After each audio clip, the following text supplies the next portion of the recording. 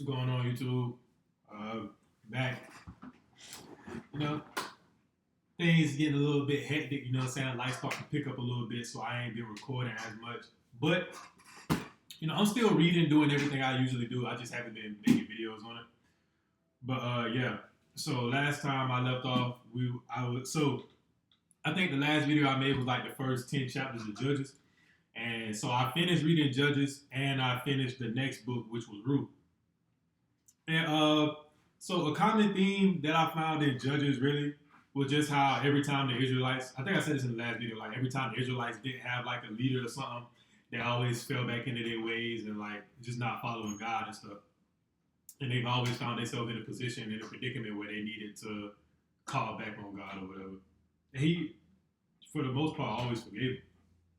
But one thing that I did notice, and when they started talking about Samson, and you know how Samson was like so Samson was like supposed to be this real big, strong dude. He was really, and I think he was kind of like arrogant or whatever.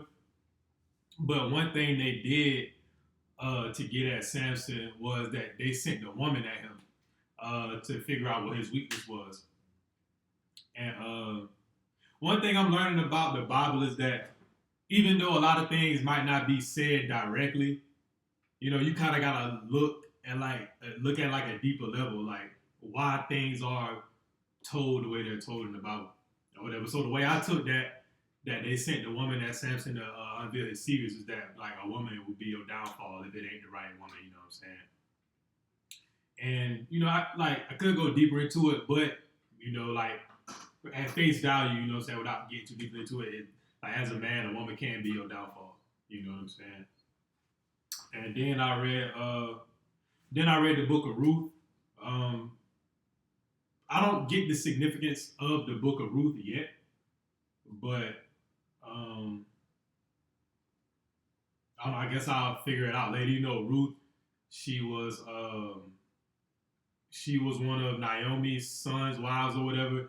And she had two daughter-in-laws, one being Ruth, I forgot the other one's name, and then she was going back to their land. The other one left, and Ruth stayed with her, and then Ruth ended up getting married to another one of the family members of Naomi, who was like really rich and powerful or whatever.